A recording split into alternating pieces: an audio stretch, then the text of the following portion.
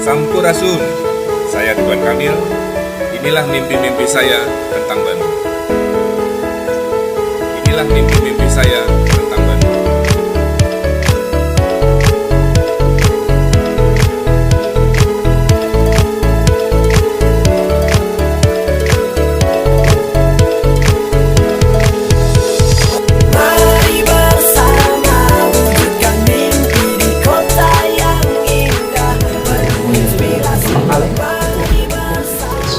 Assalamualaikum warahmatullahi wabarakatuh. Pertama-tama adalah kita panjatkan puji dan syukur kita kehadirat Allah Subhanahu wa taala yang telah memberikan rahmat dan anugerahnya kepada kita semua sehingga kita semua, para undangan semua dapat berkumpul pada tempat Rumah Sakit Pindad ini dengan keadaan sehat dan juga keadaan hati yang bahagia. Semoga. Amin. Salam tak lupa kita sampaikan kepada junjungan kita Nabi Muhammad SAW, pada para sahabatnya, para kerabatnya, hingga sampai kepada kita selaku umatnya hingga akhir zaman. Amin. Dalam acara forum Ngabandungan oleh Kang Emil dalam bidang kesehatan, kami dari Rumah Sakit Pindad beberapa waktu yang lalu didatangi oleh tim relawan. Dari tim relawan ini menanyakan kesediaan Rumah Sakit Pindad untuk menjadi tuan rumah bagi acara tersebut. Tentu saja bagi kami itu hal yang sangat baik ya, dan merupakan satu kehormatan bahwa kami bisa berkontribusi dalam acara tersebut. Oleh sebab itu, waktu itu saya bilang, wah siap, kita sih hayu saja, mau besok juga hayu gitu ya, ke tim relawan tersebut. Dan memang dari tim relawan dengan koordinasi dan komunikasi kita akhirnya menentukan tanggal dan lain-lain, tetapi juga dengan catatan katanya dari tim relawan tuh gini Pak, konsep acara dan lain-lain itu tanggung jawab tim relawan. Jadi kalau ada apa-apa katanya ini mah semua tim relawan yang ngatur. Saya bilang mangga asal ulah gelut wah gitu. Insya Allah tidak ya.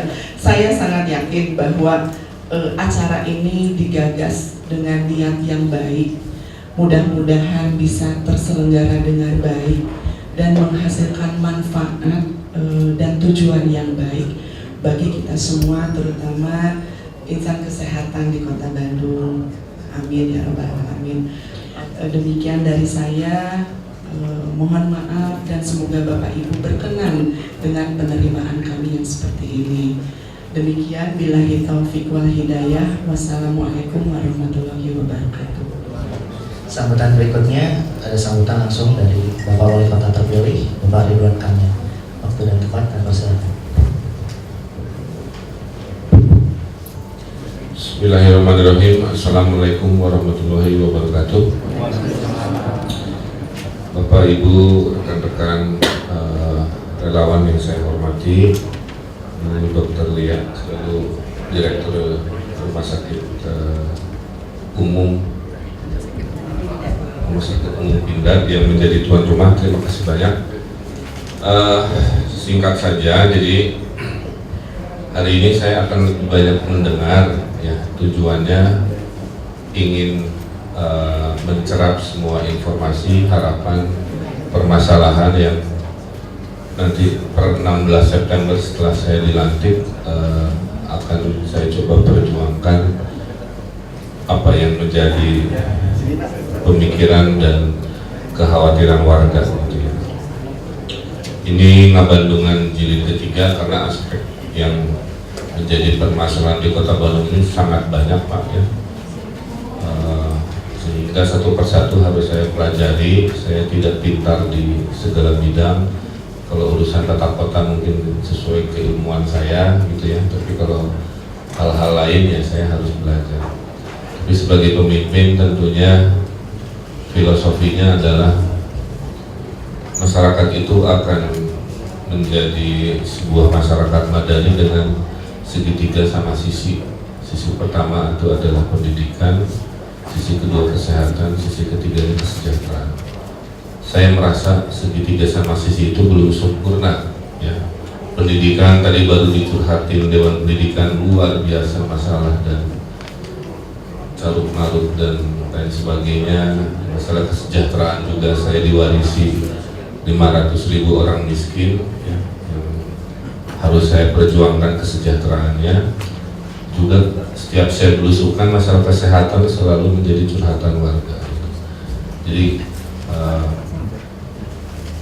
mungkin nanti juga perspektifnya tidak hanya perspektif dari profesional kesehatan ya, juga perspektif dari warga yang selama ini menjadi objek dari permasalahan. Ambil contoh begini,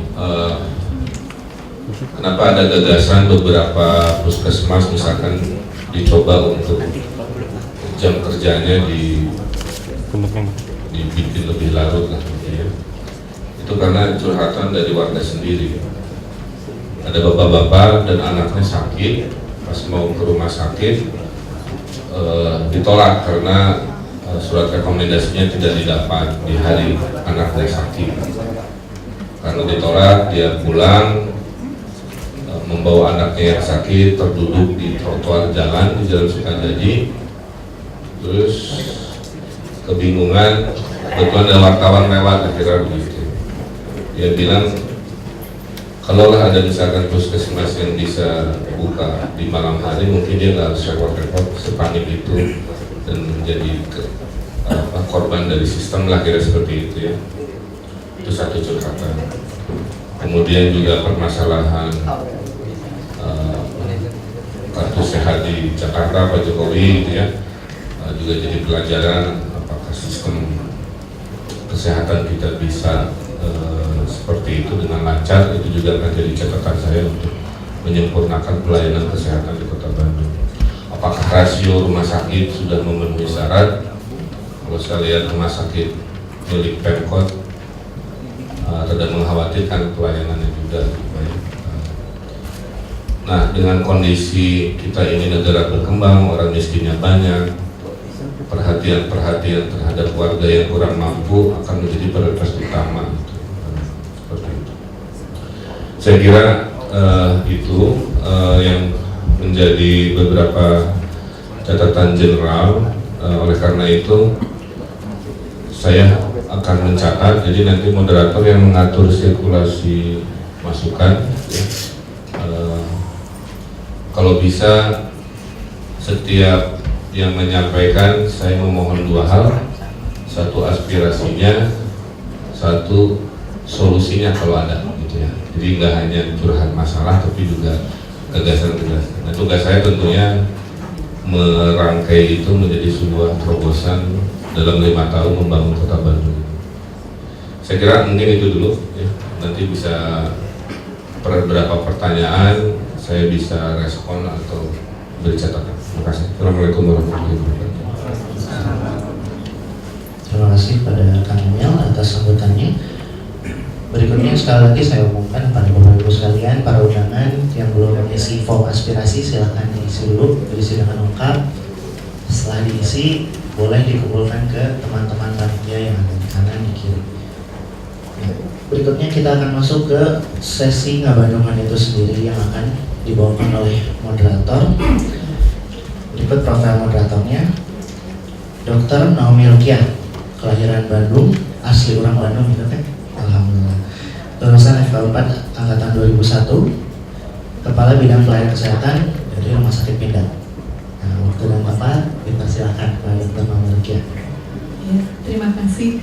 Kalau angkatan 2001 ini banyak yang protes. Saya lulus tahun 2001. Ya, sudah lama. Terima kasih kepada MC. Terima kasih juga kehadirannya Bapak Ridwan Kamil. Izinkan saya untuk bisa memimpin atau mengatur acara ini.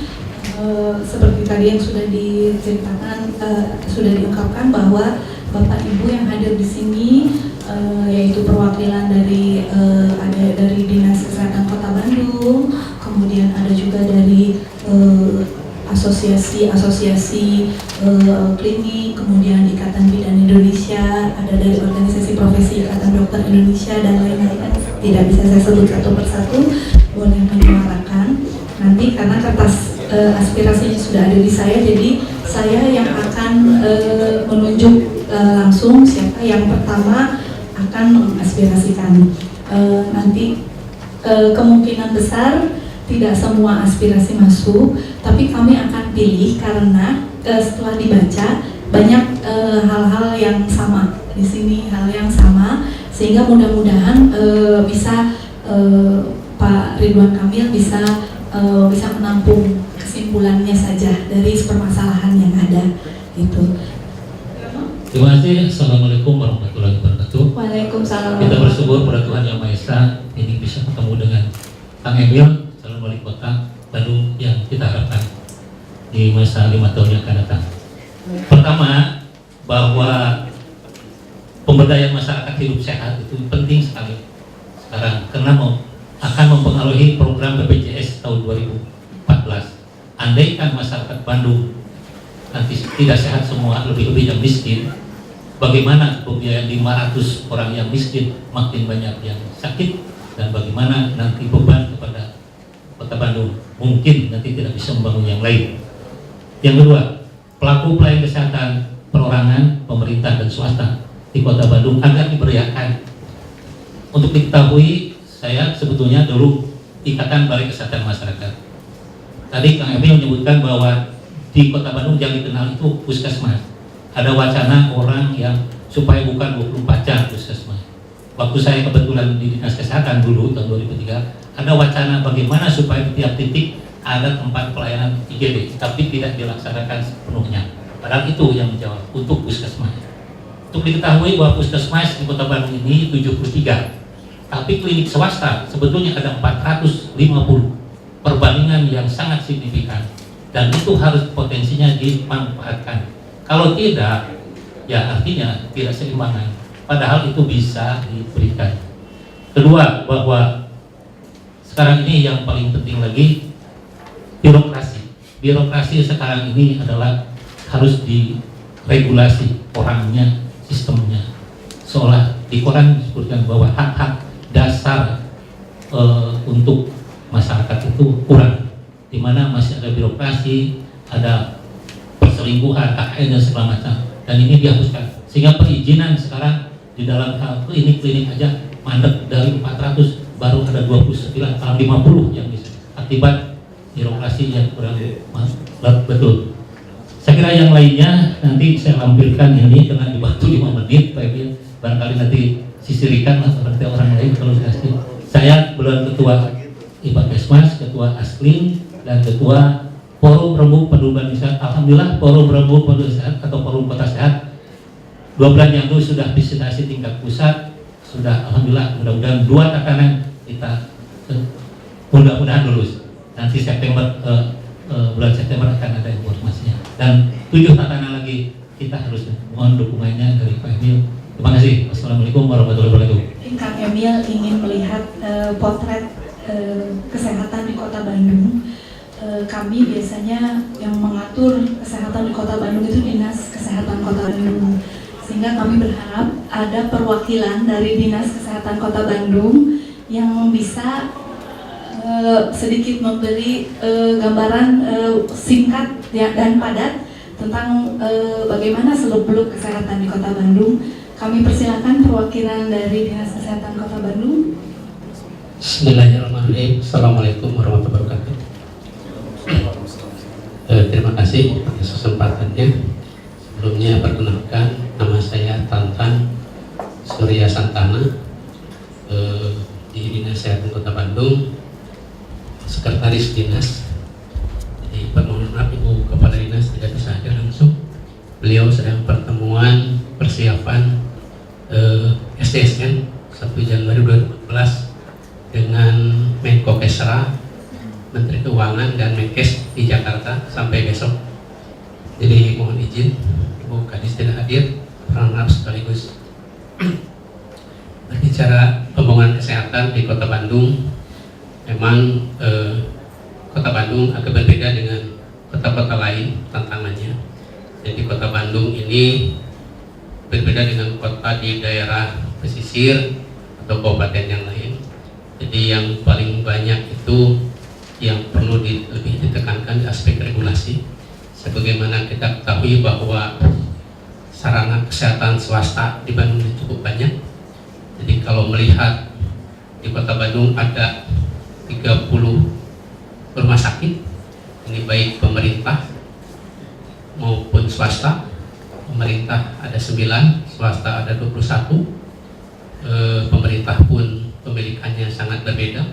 Ada yang milik pemerintah pusat kayak Hasan Sadikin, ada milik Polri, ada milik Angkatan Darat, mungkin kayak Pindad, ada Salamun TNI AU, cukup banyak pemilikannya.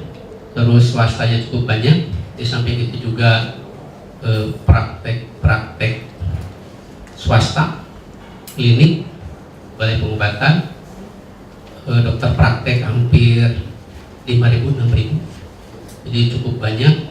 Sehingga kalau berbicara akses pelayanan kesehatan terhadap masyarakat, jumlah dokter ini sudah dikatakan cukup sebetulnya kalau dari akses pelayanan.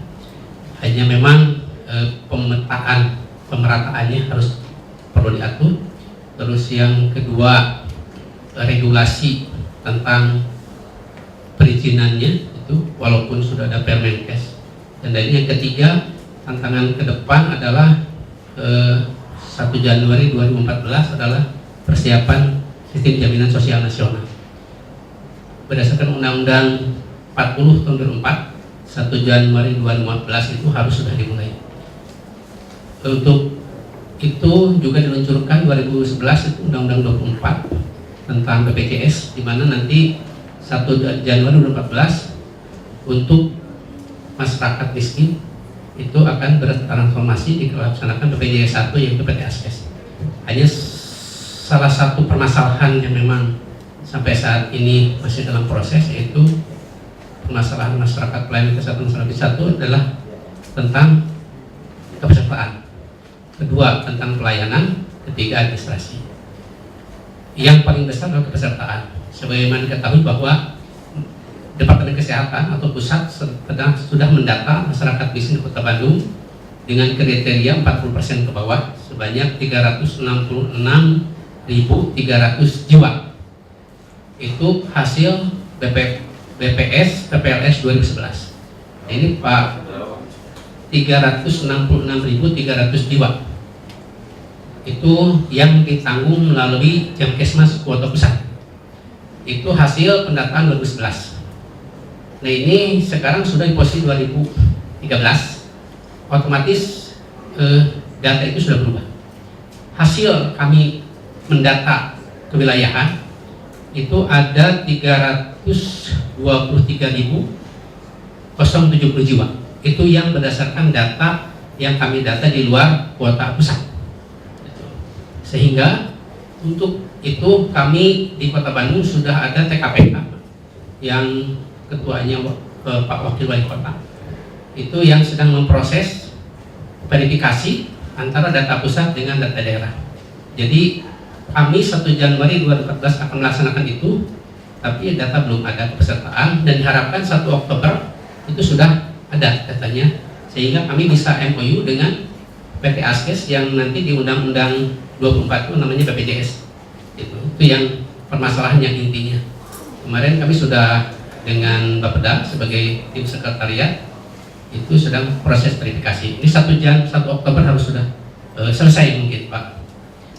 Itu yang pelayanan kesehatan memang tidak cukup banyak dengan administrasi. Kalau kami melihat di unit pengaduan masyarakat yang ada pada kami, karena kami juga melakukan unit pengaduan masyarakat, pengaduan terhadap administrasi ini tahun 2012 98 untuk pelayanan 36, jadi relatif kecil. Administrasi pun karena masyarakat miskin banyak yang tidak memiliki kartu Jamkesmas, juga ada miskin baru yang memang belum mempunyai SKPM. Oleh karena itu nanti 2014 ini mudah-mudahan masyarakat miskin itu sudah ditetapkan dengan pasti, iuran preminya sudah jelas. Kami 2014 sudah menganggarkan anggaran 90 miliar Pak untuk masyarakat miskin ini, 81 miliar untuk masyarakat miskin yang ada di kuota Penetapan Bandung yang 323070, dan nanti itu di MOU-kan dengan PTSS atau BPJS 1 yang nanti penetapan verifikasi selanjutnya itu ada dengan melalui peraturan wali kota. Saja mungkin karena waktu cukup sempit. Terima kasih. Assalamualaikum warahmatullahi wabarakatuh. Selanjutnya ke pelayanan sekunder. Saya minta dari perwakilan Asosiasi Rumah Sakit Swasta Kota Bandung, Dr. Mira bisa menyampaikan aspirasinya. Kami persilakan.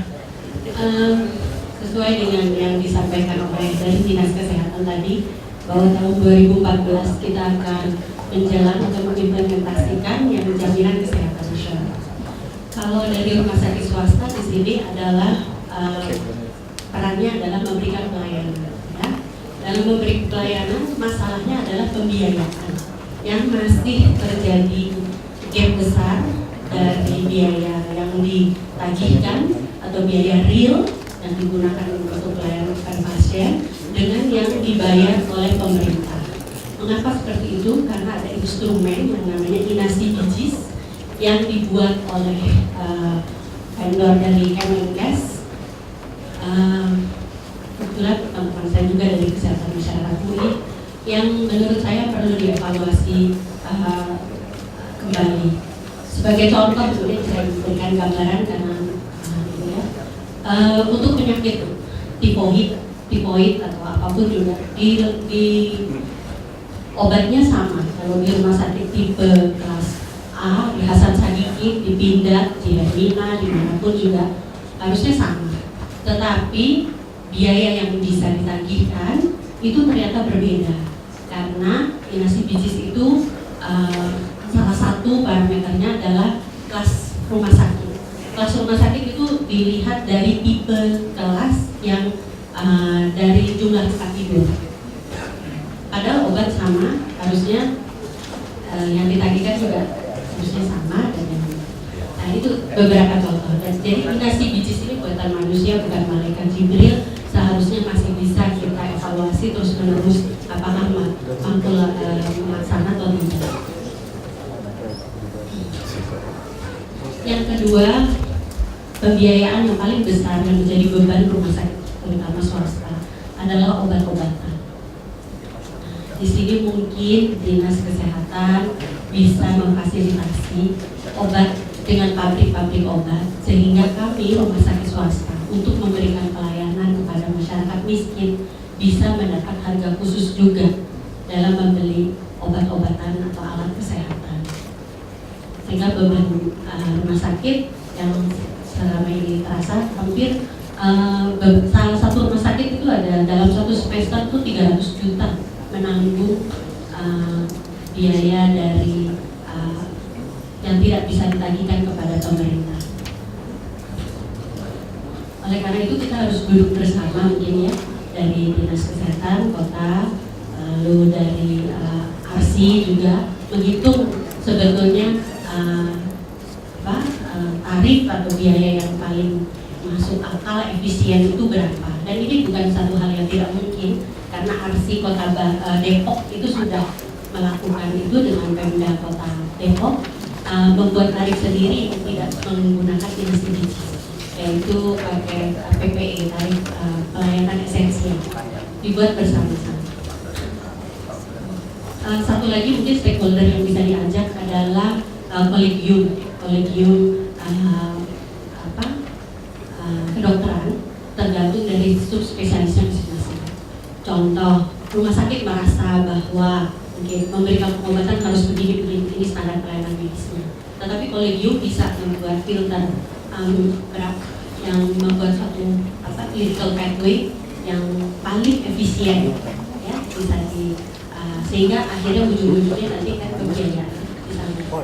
Mungkin itu saja yang dari Tadi saya ditugaskan sebagai Kepala Cabang Utama Aspes Bandung yang wilayahnya Bandung Raya. Dan memang selama ini yang dikeluhkan oleh teman-teman di rumah sakit adalah masalah tarif Inasi Bijis. Yang ingin saya sampaikan Bapak Ridwan Kamil bahwa kami ini bagian dari sistem pelayanan kesehatan, sistem kesehatan nasional. Dalam hal ini sebenarnya kami adalah bertempat di bagian yang membayar dalam hal ini mewakili peserta kami untuk membayar. Dan sebenarnya kami bisa dimampukan kalau mungkin nanti Pak Ridwan Kamil punya rencana untuk bagaimana menata pembiayaan atau cara membayar provider atau memberikan akses kepada masyarakat untuk memudahkan akses kepada pelayanan kesehatan, itu mungkin bisa melalui kami, dalam hal ini BPJS nantinya, dengan melalui wadah-wadah di mana masyarakat yang mampu membayar premi itu bisa diikutkan ke dalam BPJS. Syukur-syukur mungkin dimulai dari, mohon maaf yang selama ini kelihatannya terpinggirkan, itu adalah perangkat mulai dari RT, lurah, di mana masyarakatnya yang tidak mampu pakai Jamkesmas pada waktu dia sendiri juga keadaannya sama-sama, nggak bisa menggunakan Jamkesmas, harus cari kesana kemari. Ini juga memprihatinkan. Ini mungkin juga perhatian kita. Pada prinsipnya kami siap. Nanti mungkin model yang akan diterapkan di Kota Bandung bagaimana. Kalau dari sisi undang-undang begitu 1 Januari 2014 itu kami memang harus sudah menerima masyarakat yang siap untuk bergabung ke BPJS. Meskipun premi yang terendah yang ditetapkan oleh pemerintah baru premi yang sama dengan Jamkesmas, yaitu 20.500. Kemudian kalau memang itu yang terjadi, artinya kami dipercaya untuk itu dengan potensi yang ada, contohnya untuk rawat jalan tingkat pertama atau pelayanan dasar, kita kan baru ada 73 puskesmas. Di sini ada teman-teman Asklin yang sudah siap membantu dan kerjasama dengan kami, tinggal kami lakukan credentialing sehingga nanti peserta BPJS atau yang sekarang Askes itu bukan hanya di puskesmas saja, semua potensi yang ada bisa kita maksimalkan sehingga keterjangkauan masyarakat terhadap pelayanan akan lebih luas lagi karena akan melibatkan puskesmas dan baik itu klinik swasta maupun dokter praktek swasta yang mereka nanti bisa kita kerjasama. Dan insya Allah kami siap, mudah-mudahan nanti tentunya kami siap mendukung program Bapak dalam hal membuat bagaimana masyarakat Bandung menjadi lebih sehat, lebih mudah menjangkau kepada pelayanan kesehatan dengan ya istilahnya kalau sebenarnya bukan premi ya kalau istilahnya karena nanti asuransi sosial itu kira-kira cuma Rp20.500 itu yang kelas 3 sama dengan Jamkesmas. Sedangkan yang kelas di atas saya belum tahu karena nanti mereka ditetapkan oleh pemerintah. Begitulah Bapak yang bisa kami sampaikan. Terima kasih. Mungkin kesempatan lain kita bisa berdiskusi lebih panjang lagi. Saya minta dari organisasi profesi Ikatan Dokter Indonesia Kota Bandung untuk bisa menyampaikan aspirasinya. Kami persilakan. Jadi banyak pertanyaan yang muncul dari rekan-rekan kami terkait masalah kesejahteraan. Itu satu hal yang memang tidak bisa ditutup-tutupi, bukan masalah materai juga Pak, karena memang setiap orang membutuhkan itu. Nah, masalahnya adalah terkait nanti dengan SJSN yang akan dilaksanakan. Puskesmas itu menjadi ujung tombak. Sementara bagaimanakah yang direncanakan dengan kesejahteraan para dokternya? Karena dokter ini butuh uang bukan hanya masalah untuk kebutuhan hidup, tapi untuk dapat SIP pun itu perlu pengeluaran Pak. Berbeda dengan pegawai negeri lainnya, surat izin praktek. Jadi ada yang namanya SKP yang harus dikumpulkan oleh kami dan itu perlu biaya. Mungkin ini juga bentuknya suatu usulan supaya ada perda yang jelas berapa sebetulnya tarif untuk pembuatan UPL sehingga klinik ini seharusnya kan memang memberikan tarif yang murah untuk masyarakat yang bisa terjangkau oleh masyarakat. Nah, karena dibebani oleh biaya yang mahal, dikhawatirkan ke depan mereka tidak bisa lagi memberikan tarif yang murah karena harus balik modal lah minimal dan tidak mungkin juga tidak ada keuntungan sama sekali. Terima kasih Dokter Rita. Langsung saja Kang Emil dicipot. Ya, saya kira sebagian besar adalah catatan yang saya simpan ya untuk nanti menjadi masukan untuk kebijakan. Beberapa mungkin saya bisa komentari. Tapi intinya yang pertama saya senang ada tadi forum Rembuk Bandung Sehat gitu ya. Karena kalau kita lihat Bandung hari ini masalahnya itu lahir dan batin gitu ya. Lahirnya ya jangan kira condong gitu yang bikin, katanya dulu mah jalan aborsi ya, kalau melahirkan lewat jalan Cikapon, tapi kira condong lanjutkan. Batin artinya kita punya masalah di mentalitas pola pikir bangsa inilah. Jadi Bandung ini mewakili Indonesia hari ini. Apa yang terjadi di Bandung yang mewakili situasi politik, situasi pola pikir nasional juga, misalnya korupsi gitu ya, manipulasi dan lain sebagainya. Saya datang dari warga Bandung ya, kebetulan profesinya arsitek dan juga saya PNS dosen di ITB. Jadi maju wali kota pun sebenarnya melompat pagar dari comfort zone yang sebenarnya saya sudah nyaman lah gitu. Jadi ini panggilan takdir mungkin ya.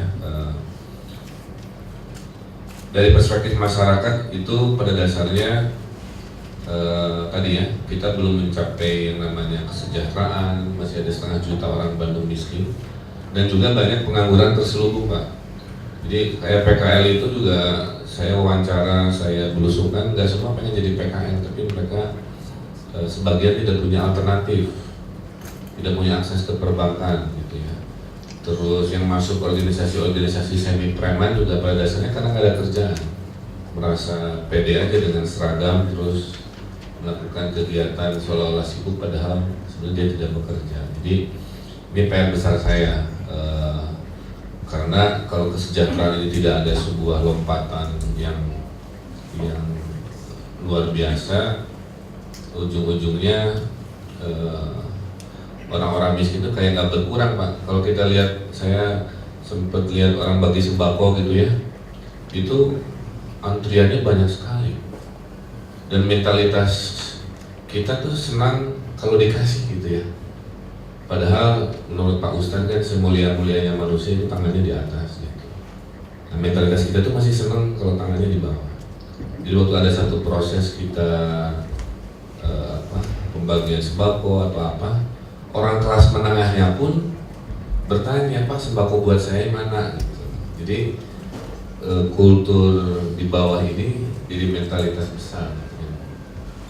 Yang berikutnya, kalau tidak salah ya, Asosiasi Psikiater ada ya, Jawa Barat pernah merilis sebuah statement di koran ya, bahwa ada 600.000 warga Bandung terkena gejala gangguan mental. 19,2%. Anggap aja 20% ya. Tambah sekian persen dari sini menggenapi. Jadi itu warisan saya ya, 1,5 juta orang miskin, 20% orang stres ya. Kombinasi dari kemiskinan yang nanti berujung pada tuntutan pelayanan kesehatan. Kedua, ternyata ini menariknya, baru saya dengar stresnya kombinasi antara tekanan ekonomi dan kesemrautan kota gitu. Jadi sudah miskin, keluar ke Soekarno-Hatta kejebak macet, kena hujan, akhir bulan, istri marah, susu habis, kaki gigi, ban bocor dan seterusnya.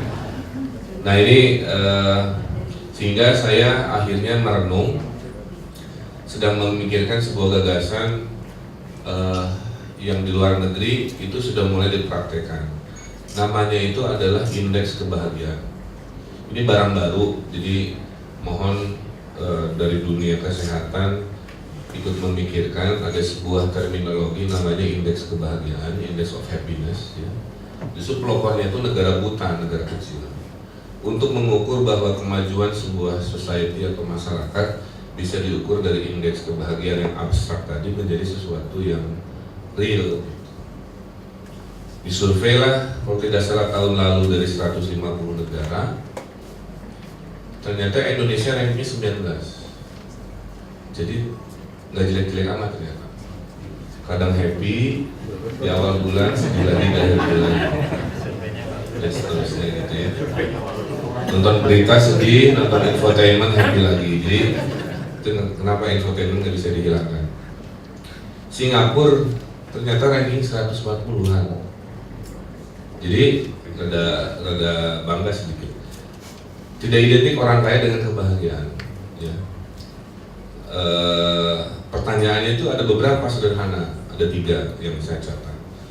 Apakah kamu suka tersenyum setiap hari? Orang Singapura bilang jarang. Kalau kita banyak senyum sendiri, lihat stok slip gaji gitu kan. Pertanyaan kedua, apakah Anda disapa oleh teman atau sahabat Anda setiap hari? Orang Singapura bilang tidak. Yang ketiga itu pertanyaannya, apakah Anda menemukan hal-hal baru setiap hari? Orang Singapura bilang jarang. Karena mereka ternyata diperbudak oleh kerja 9 to 5, 9 to 5. Tapi di Singapura itu berteman itu kalau urusan bisnis. Kalau kita nggak ada urusan bisnis, nggak ada teman. Jadi nggak ada arisan, nggak ada majelis taklim, nggak ada komunitas forum peduli ini peduli itu dan seterusnya. Nah, saya kaitkan ini dengan kesehatan maksud saya. Bisakah di luar profesi kita sesuai keilmuan kita bikin sebuah gerakan kesehatan masyarakat yang basisnya bukan kuratifnya. Selama ini kan pembahasan teknis lebih kuratif ya, dari sisi Jamkesmas kan pada saat orang sakit kita bayar, dari sisi tadi ide baru jaminan kesehatan nasional ya, itu juga sama dari rumah sakit itu. Dan saya tuh ingin ada satu aspek kesehatan masyarakat yang mohon nanti saya sebagai wali kota dibantu gagasan-gagasan preventif tadi. Satu, melahirkan kesehatan sehingga sebenarnya mengurangi beban negara juga ya. Kedua, menaikkan kebahagiaan tadi, kesehatan di level keluarga, di level RT, RW dan seterusnya. Ini yang ambil contoh puja saya zaman SD ya. Saya nggak tahu sekarang masih ada apa tidak.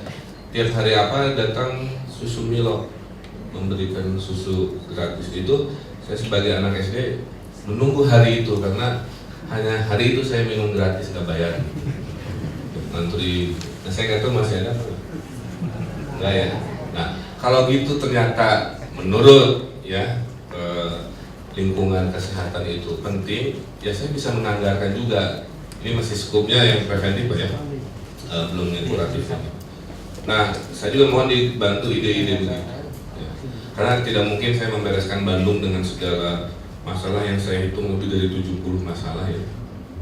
Ini bisa dengan si wali kota aja gitu. Saya sadar saya punya keterbatasan, oleh karena itu filosofi saya membangun kota Bandung adalah satu bersama warga. Jadi waktu saya bilang kenapa saya senang ada forum remuk tadi, itulah menjadi partner saya dalam saya butuh bantuan untuk mengkampanyekan dan seterusnya.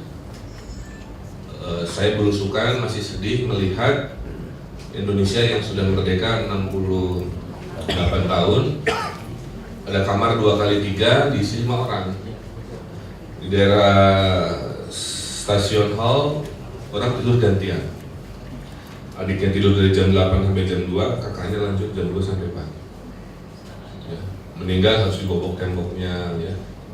Gang sempit, nggak ada cahaya, bau sumpok bertahun-tahun itu jarak sekian meter terasa gitu ya, lembab, kena banjir.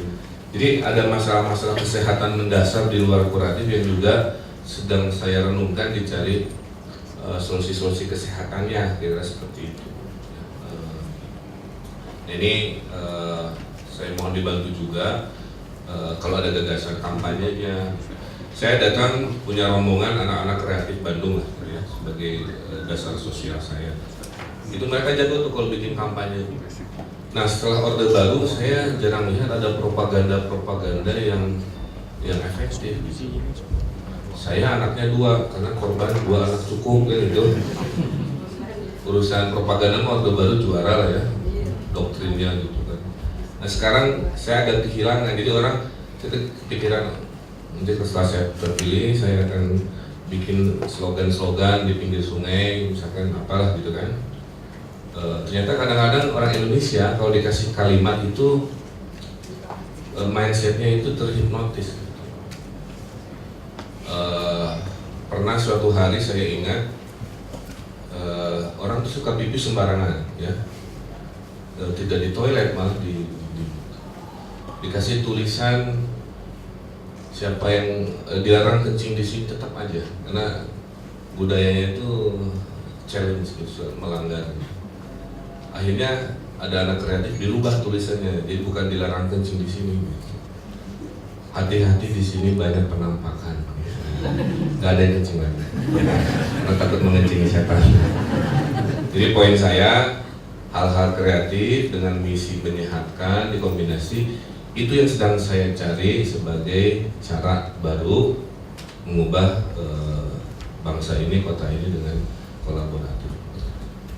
Jadi saya ingin, poin saya adalah perbanyak forum-forum seperti tadi yang saya menitipkan hal-hal yang tidak mungkin pemerintah bisa lakukan.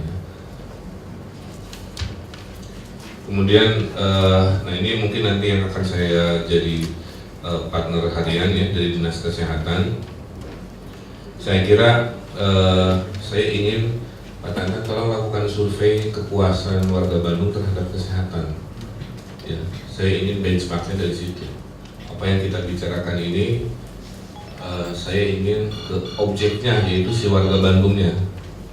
Nanti tolong dibantu juga oleh, makanya kalau bisa mah si yang hadir di sini bikin forum juga, jangan pulang terus kembali lagi, tapi nanti tim relawan bikin forumnya, absennya dicatat, kalau tertarik bikin follow up. Tapi saya ingin mulai dari situ. Nanti pertanyaannya kalau bisa sangat spesifik, ya, kepuasan terhadap pelayanan di level puskesmas, masalah registrasi apa aja. Tugas saya sebagai pemimpin menyelesaikan keluhan-keluhan itu. Jadi kalau ada 100 keluhan dari warga, ya satu-satu harus dicicil sampai itu dari sisi warga sebagai objek ya, atau individu atau pasien yang hadir di konteks inilah. Karena kalau lihat dari kualitas Bandung ya, Bandung itu kota pendidikan, jadi pas dibilang tadi dokternya banyak, saya kira mungkin rasio dokternya sudah cukup kali ya. Tapi yang menjadi masalah kan mungkin tidak hanya itu, tapi masalah kesehatan lingkungan juga itu. Nah kalau dari pemerintah, rezimnya kan hanya dua Pak, urusan anggaran yang akan diperjuangkan dan reformasi birokrasinya. Kurang lebih dalam pandangan saya dua itu. Jadi saya akan mereformasi kayak tadi, kalau ternyata untuk surat izin SIP, SKP-nya harus ikut seminar ini, seminar itu, yang harus bayar sekali seminar, kalau ternyata itu jadi kebutuhan, ya kami akan anggarkan aja, termasuk curhatan anak-anak Bandung yang pada dua saya diundang ke Singapura presentasi karya kreatif saya terjadi dan nggak punya tiket ya, cari sponsor, tadi baru curhat komunitas ini menginspirasi dunia, disuruh presentasi ke Korea nggak bisa karena nggak ada duit. Kalau ternyata peningkatan SDM ini sebagai orang Bandung ya, ini kan kota urban ya, ya saya coba akan anggarkan itu. Itulah pentingnya Ngabandungan ini. Cuman tinggal nanti tolong diberi gambaran lebih teknis ya. Seminar itu berapa kali setahun, berapa peserta dari Bandungnya, berapa rupiah dan sebagainya. Itu kewenangan yang bisa saya lakukan. Termasuk tadi masalah puskesmas 24 jam itu, kami juga waktu berdebat tidak mengeneralisasi. Jadi yang buka itu hanya beberapa saja yang dianggap bisa, itu satu. Kedua, ada juga perdebatan bukan 24 jam tapi sampai larut malam, supaya kalau orang miskin sakit jam 9 malam dia tidak mengalami permasalahan seperti si bapak dan anak itu yang PRT-nya tidak membantu di malam hari untuk urusan rekomendasi dan sebagainya, sementara ini emergency. Jadi antara teori ya akan dilayani dengan kejadian realitanya kadang-kadang nggak selalu sinkron gitu.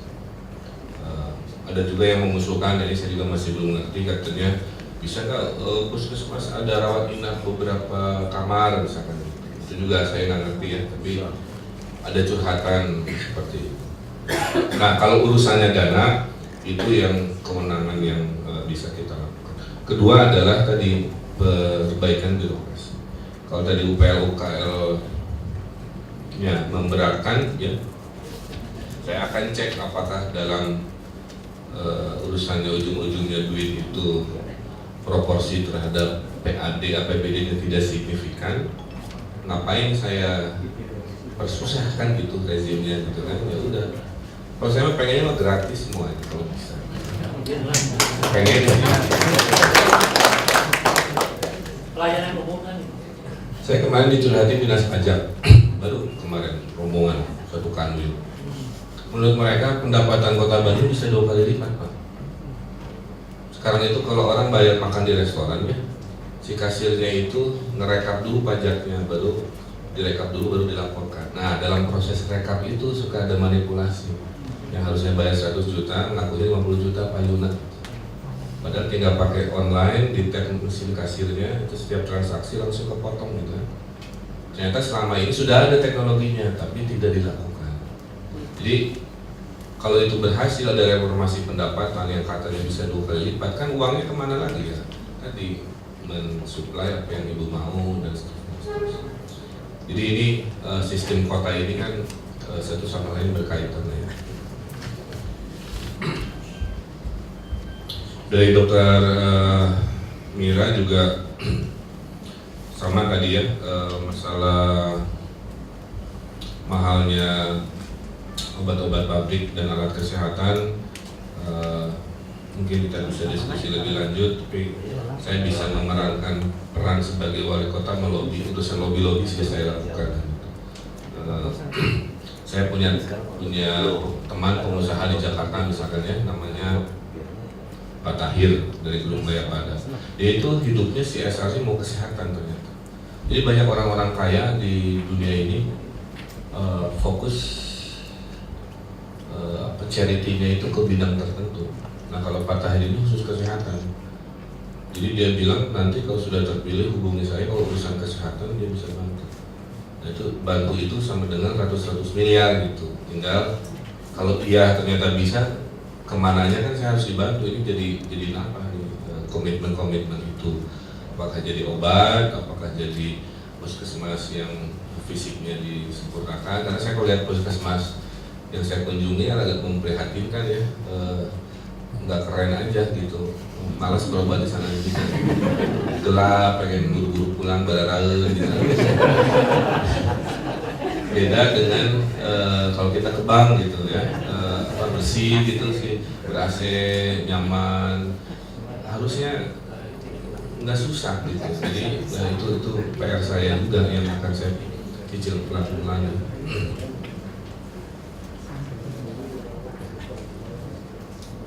Tadi yang tarif bersama mungkin juga nanti kita obrolkan lebih lanjut. Saya kira itu ya yang bisa saya komentari dari 5 yang pertama. Semua saya catat. Intinya kalau kita, karena forum Ngabandongan ini akan saya jadikan tradisi, ya. Saya wajibkan nanti di level lurah dan camat juga sama. Bedanya di lurah camat nanti formatnya mereka harus ada danramil dan kapolsek. Jadi kalau ada masalah mereka langsung bisa menyelesaikan di level bawah. Saya kira itu dulu. Jadi kita lanjut sesi dulu. Terima kasih. Kemudian kita lanjutkan saja kepada 5 penanya berikutnya. Dokter Uke sama mewakili dari PMI Kota Bandung. Yang menjadi bahan permasalahan di kami adalah masalah biaya penggantian pengolahan darah. Mungkin teman-teman yang di rumah sakit sangat mengetahui sekali ya bagaimana masalah biaya pengolahan penggantian darah, di mana darah ini makin lama makin berkembang, kualitasnya harus makin kita perhatikan karena kita mungkin sebagai profesi harus bertanggung jawab atas hal ini. Nah, masalah ini karena semua kebutuhan, mungkin ini saya harus tekankan, semua kebutuhan yang kami itu kan bahan dari luar nanti ya. Jadi biasanya semasa berlaku reagen itu makin meningkat. Jadi kalau seperti sekarang biaya pengolahan penelitian darah itu dibebankan dengan 250.000. Sementara itu perhitungan yang pada saat di tahun 2010 itu sudah 236.8. Bagaimana ini selisih yang selalu memang kita selalu menjadi masalah. Kalau kita mengatakan kepada rumah sakit, bagaimana kita akan menaikkan rumah sakit keberatan, mungkin rumah sakit swasta masih bisa mengatasinya, tapi masalahnya dalam rumah sakit negeri. Nah ini yang perlu menjadikan bahan concern, apakah kami bisa menaikkan harga BPPD itu, karena sudah tidak make sense untuk meningkatkan kualitas, saya tidak akan bisa itu menutupi kekurangan tersebut. Sebetulnya bisa dicarikan solusinya. Biasanya kami juga memang dari Kemenkes mendapat bantuan, itu adalah sebagai solusinya adalah kita dapat bantuan hanya 2 bulan reagen untuk 4 parameter pemeriksaan. Macam 4 parameter pemeriksaan yang diwajibkan oleh WHO itu adalah macam, yaitu HBsAg, ACV, TPHA kita pakainya VDRL untuk sivilis itu cukup dengan VDRL, tapi kita sudah tidak memakai lagi. Tapi saya lebih daripada TPHA untuk sivilisnya dan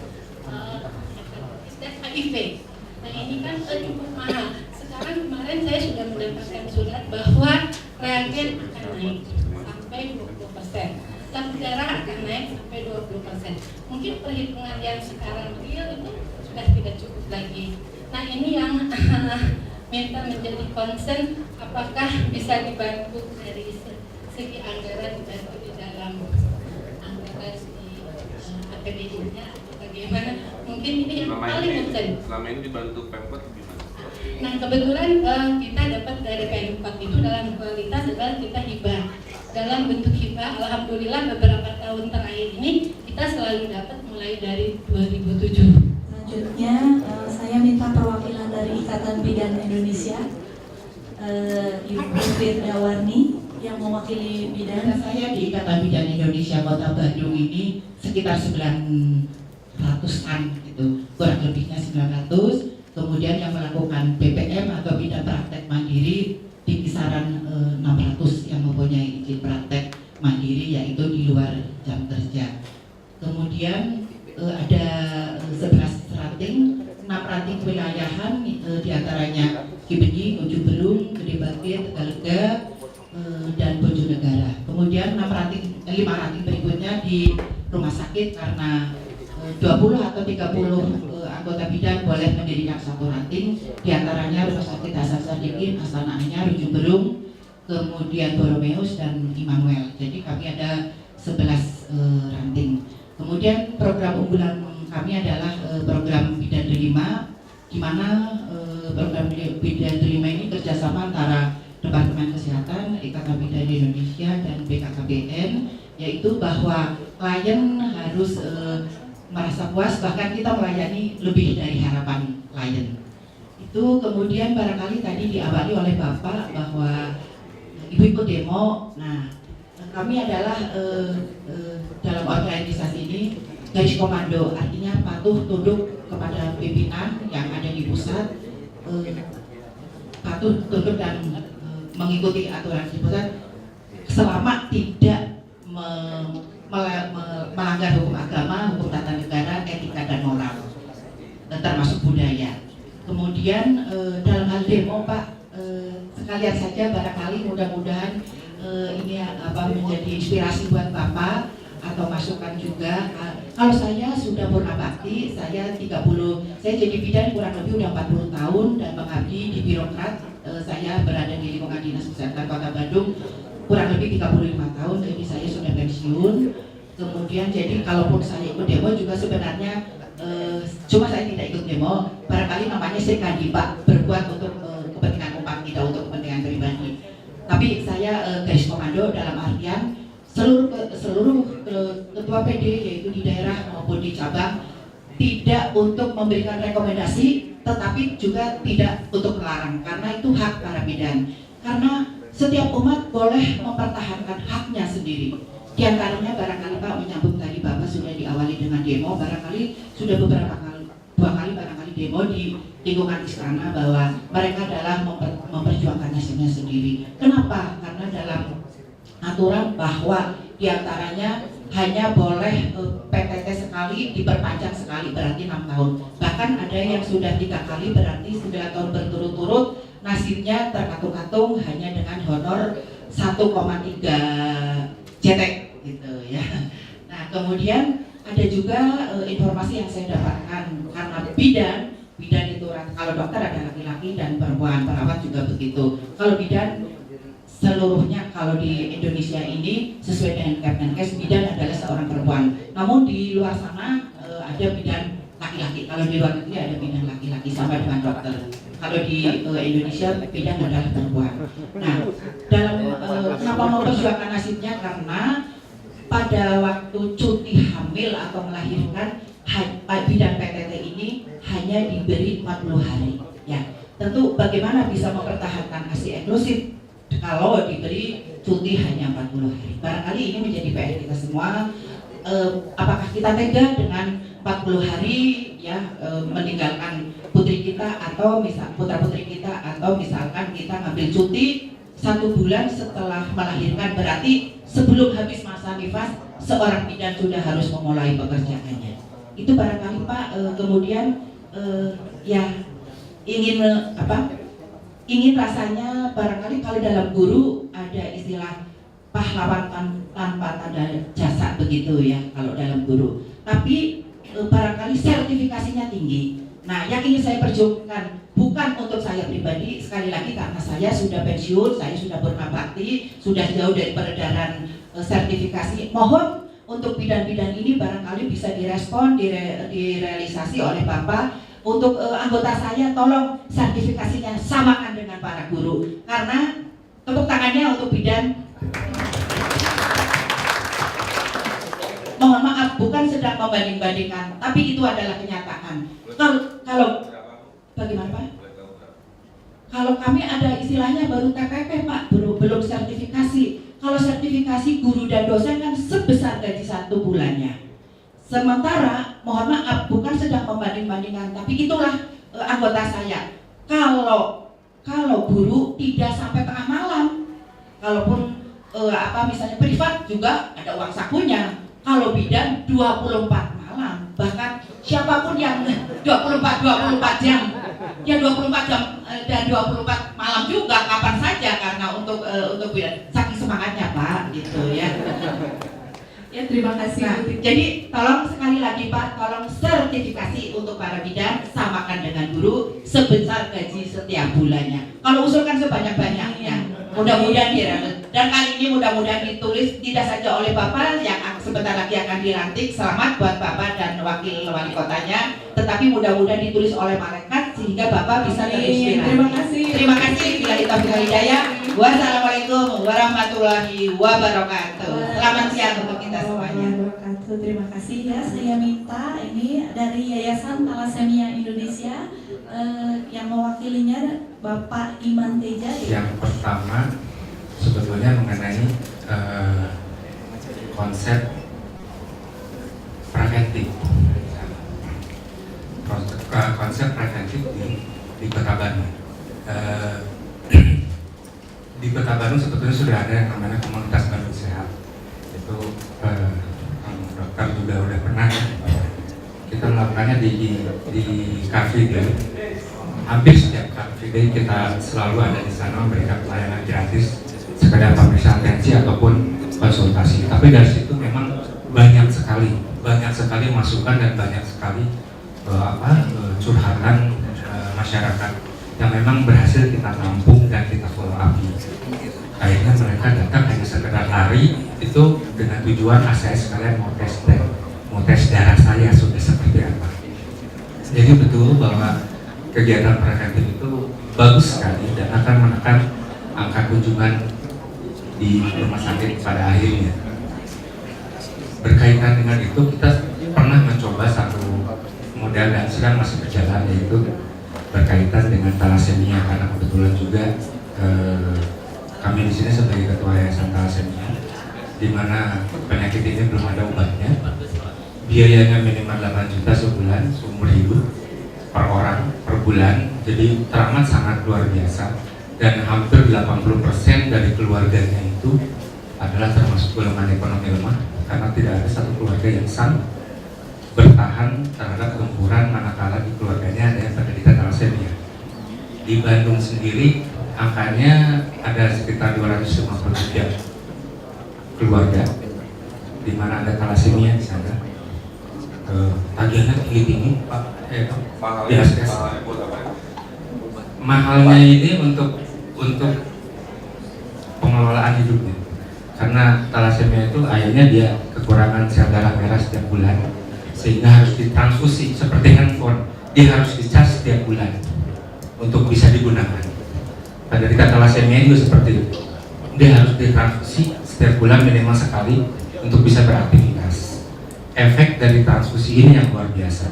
Pengobatan kelasi besinya 8 jam dia ditusuk per hari, setiap bulan 5 hari dalam seminggu sepanjang hidupnya, untuk mengeluarkan zat besi yang ada di tubuhnya.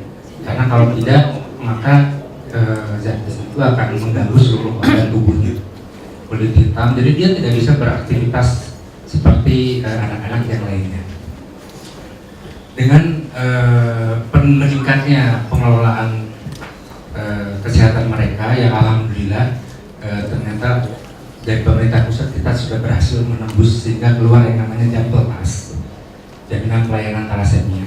Jadi penderita thalassemia entah itu kaya ataupun miskin sudah tidak dilihat, manakala dia terdiagnosa thalassemia maka pemerintah akan menjamin. Tapi itu tentu yang dijamin hanya baru minimalnya sekadar transfusi dan pengobatan kelasi besi. Sementara efek samping terutama sosialnya itu belum tergarap sama sekali.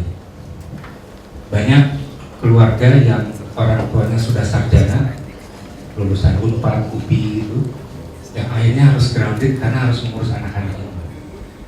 Alhamdulillah di Kota Bandung untuk pengelolaan penyakit side effect-nya selain transfusi itu, pemerintah Kota Bandung yang sekarang melalui wali kota sudah memberikan satu arahan bahwa untuk penderita thalassemia jangan dilihat kaya dan miskin, kalau dia sakit jamin. Alhamdulillah sudah berjalan seperti itu. Kenapa? Karena kalau dilepas, yang kaya pun akan tertarik akhirnya menjadi miskin, dan itu menjadi beban pemerintah. Jadi yang angka yang sekarang itu kita maintain. Nah, kami berharap bahwa kebijakan itu akan bisa berlanjut. Tapi yang penting adalah, yang paling penting yang sudah kita lakukan ini dan sekarang masih berjalan, kita melakukan satu upaya-upaya preventif yang berupa gerakan memutus penurunan thalassemia di Kota Bandung. Di gerakan memutus mata rantai penurunan thalassemia di Kota Bandung yang sudah kita lakukan dengan masuk ke semua SMA dan SMK di Kota Bandung. Ini responnya luar biasa sekali, dan satu sisi kita berbangga terhadap anak-anak Bandung yang begitu antusias, tapi di satu sisi yang lain kita melihat angkanya lumayan tinggi kan. Jadi dari satu waktu kita periksa itu 8.000 ada 8.000 anak-anak SMA dan kuliah yang sudah berhasil kita screening. Kemudian hasilnya hampir 400 orang itu pembawa sifat thalassemia yang sehat, tapi dia bisa melahirkan anak thalassemia manakala dia pacaran dan akhirnya menikah dengan pembawa sifat lagi.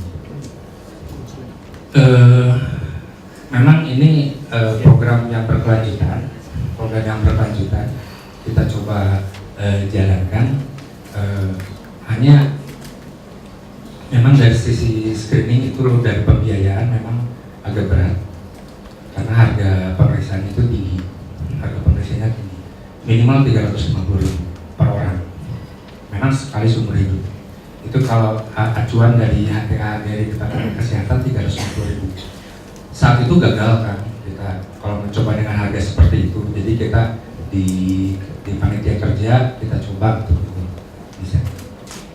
Dan kami sangat berharap ini bisa berjalan. Ya, terima kasih Pak Iman Trijat. Dr. Gilang Yubiliana, kami persilakan Perkenalkan, nama saya Gilang Yuliana. Kebetulan tadi Dr. Iman, Ketua PDGI, karena ada pasien darurat, jadi beliau meninggalkan lebih awal. Saya anggota di Persatuan Dokter Gigi Indonesia, tapi saya juga sebagai staf pengajar di FKG Unpad. Saya juga peneliti. Seperti yang telah kita ketahui sejawat juga, mungkin di sini saya ada dinas kesehatan juga, bahwa penyakit gigi dan mulut termasuk 4 penyakit terbesar yang sering dikeluhkan oleh masyarakat, tidak hanya di Indonesia tapi di Jawa Barat. Termasuk penyakit yang sering dikeluhkan itu gigi berlubang dan jaringan penyangga gigi.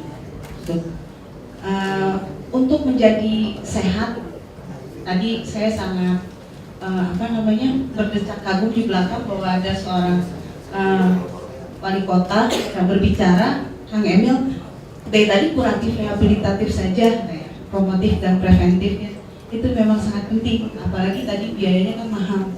Apalagi kalau gigi sudah sakit, budgetnya sangat tinggi. Sementara kalau menurut hasil survei nasional, gigi itu lebih banyak dikeluhkan oleh masyarakat di pedesaan. Tapi yang mendapatkan upaya kesehatan secara terjangkau itu banyaknya di kota.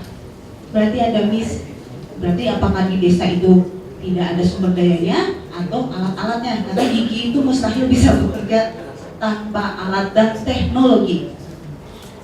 Di Bandung ada rumah sakit rujukan terbesar, mungkin hanya ada 1 di Indonesia, itu rumah sakit gigi dan mulut, Kang Emil di Sekewa.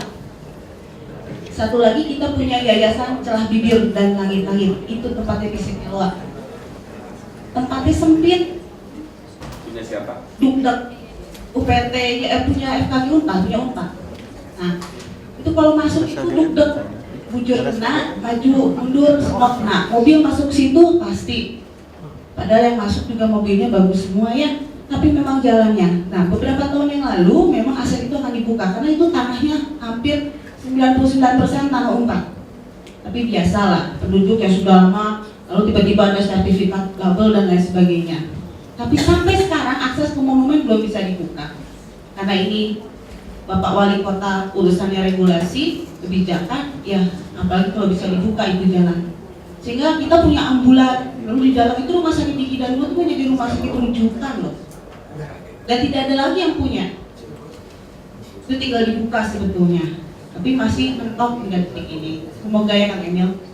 Lalu berikutnya, tadi upaya promotif dan preventif ini hanya kita sharing saja. Kebetulan saya membawakan mengoleh-olehi 1 buku Integrate for Better Oral Health buat Jawa Barat. 1 buku sudah dibuat karena kebetulan kemarin kami dipanggil oleh Wakil Gubernur. Jadi sekalian, saya sekalian aja buat Kang Emil juga saya bawakan. Lalu beberapa artikel yang terakhir publish tulisan saya di koran Pikiran Rakyat. Yang ironis adalah 7,2% orang Indonesia yang benar cara menyikat gigi. Ya. Termasuk mungkin Bapak Ibu sejawat di sini mungkin juga salah ya. Nah, upaya preventif dan promotif itu, kalimat promotif, maaf kalau saya agak luruskan, sudah tidak tepat lagi karena bukan promosi, bukan bikin slogan, bukan stand banner gede-gede, bukan, tapi masuk ke dalam upaya pendidikan kesehatan. Sehingga program UKGS inovatif sudah membuat pilot project, tapi hanya baru 5 sekolah dasar di Jawa Barat kalau saya tidak salah.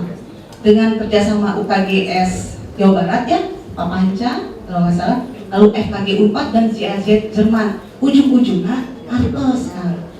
Nanti semoga dengan ini bisa dibuat semua SD di Jawa Barat pakai program UKGS inovatif. Win-win solusinya kenapa? Kami, institusi pendidikan, mengambil data itu bagian dari riset pohon. Lalu Jawa Barat juga enak, anak-anaknya pada sehat. Tadi kan kalau misalnya sakit, upayanya itu bukan di tengah, harusnya di awal. Upaya UKGS inovatif itu cuci tangan, lalu obat cacing sama nyikat paus. Yang baik dan benar ya, karena kita juga sudah sikat gigi tapi salah. Harus sikat gigi yang benar itu 1 jam sesudah sarapan pagi, bukan lagi mandi pagi. Sehingga revisi lagu Lirik Bangun Tidur yang kasur sudah saya lampirkan dalam 1 CD kan, itu bisa didengarkan gratis, open access di YouTube. Sudah pernah masuk portal data. Nah, karena saya tahu Kang Emil ini kreatif, karena komunitas saya kalau di ITB gabungnya sama Kabayan ya, sama siapa? Ya, bisa. Saya gabungnya sama Kisna. Itu. Lalu kedua berikutnya karena saya baru beberapa bulan yang lalu saya baru datang dari Jerman, beberapa ide kreatif dijadikan untuk upaya pendidikan tadi, apalagi anak seorang arsitek. Ini Pak, kebayang sama saya gimana kalau di tengah atau di daerah kota Bandung ada patung gigi, ada air mancur, tapi airnya bisa diminum ya Kang ya? Lalu fluoridasi air minum, karena itu sebetulnya kalau turunan dari WHO tahun 2005 itu harusnya sudah merupakan pemerintah memastikan bahwa airnya sudah terflow. Itu udah jadi waktu tahun berapa ya, 90 sekian. Nah, lalu si air itu disempatnya ada buat sikat gigi, kan udah ada tempat tempat sepeda. Nanti si air mancur itu bisa diminum buat sikat gigi, lalu buat cuci tangan. Kayaknya cantik sekali. Dan itu sebetulnya desain seperti itu dipakai buat tugas akhir teman-teman di Jerman kan. Nah, kenapa tidak dibawa itu diadopsi di sini? Kalau urusan biaya, kalau menurut saya nggak usah ngeluarkan uang. Kenapa? Banyak sponsor bermitra, justru mereka yang harus bayar banyak, baru besar buat kita. Itu saja Kang. Untuk kita kan jangan lupa jalan akses di. Terima kasih. Ya, ya sama-sama. Sebelumnya saya perkenalkan dulu, nama saya Danis. Saya volunteer dari Mitra Cita Remaja PKBI Jawa Barat yang memberikan akses untuk remaja, untuk informasi Kespro sama informasi remaja. Jadi gini, pertanyaan saya tadi, sebenarnya cash flow itu sangat penting untuk remaja, apalagi untuk di masa remaja itu cash flow sangat penting gitu. Tapi ada beberapa sekolah yang emang menerima cash flow itu sangat penting, dan ada juga yang menerima kalau cash flow itu sebenarnya masih tabu untuk diinformasikan khususnya di Bandung gitu. Tapi melihat tindak pelecehan masih tinggi, terus melihat tindak asusila juga masih tinggi di kalangan remaja, itu membuat saya jadi kita pun pengen gampang masuk akses ke sekolah gitu, karena ada beberapa sekolah yang menutup bahwa akses kita tidak bisa masuk. Ya, Pak Ridwan, kebetulan ini relawan, kebetulan saya koordinator di centernya. Gini, kalau kita bicara sehat adalah yang tadi ya, kita kalau bicara pelayanan itu sudah di hulu dan itu berat karena kita harus mengalokasikan budget. Berarti pendekatannya adalah kesehatan adalah hak. Tapi yang paling penting saya tahu bahwa kesehatan itu kan sebenarnya investasi. Makin banyak orang sehat itu sebenarnya pengeluaran negara akan makin berkurang. Kita menggarap remaja Bandung. Cuman Youth Center didirikan tahun 92, sampai saat ini kita tidak berhasil advokasi ke Dinas Pendidikan bahwa kesehatan reproduksi remaja itu penting dan masuk di sistem pengajaran sekolah. Saya nggak tahu pendidikan kita seperti apa, yang jelas kalau kita tahu bahwa ternyata banyak kasus di hilir, angka kehamilan remaja yang diinginkan semakin meningkat, tingkat remaja yang kena HIV AIDS juga semakin meningkat, dan sebagainya, maka ini adalah buah dari pendekatan di hilir yang mungkin pendidikan ini tercabut dari pendidikan formal salah satunya. Nah, kira-kira mungkin sangat berharap banyak di bawah kepemimpinan Kang Emil, Bandung menjadi barometer bahwa pendidikan kesehatan reproduksi masuk dalam kurikulum sekolah. Kalau saya sih begitu, sama teman-teman remaja. Terima kasih. Oke, tadi saya sudah catat memang sebagian besar masalah anggaran ya. Jadi sebenarnya kalau boleh tadi saya bilang, saya bisa menerjemahkan juga nanti dengan Dinas Kesehatan apa yang saya catat, tapi kalau boleh ada kumpul lagi tapi tanpa saya, bikin satu buku roadmap-nya lah yang dicurhatkan tadi itu dengan angka-angka yang lebih terstruktur ya. Karena dengan forum Bandungan 5 menit per orang saya juga ya yakin tidak akan tersampaikan semua ininya.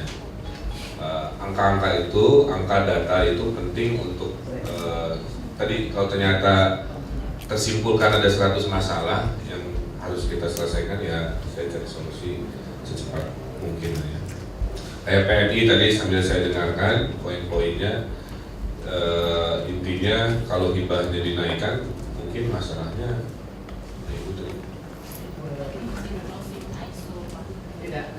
Ibu udah pulang. Ya intinya curhatannya kan karena ini harus beli gitu ya si labunya dan sebagainya sehingga tidak mencukupi. Jadi tinggal saya naikkan anggarannya.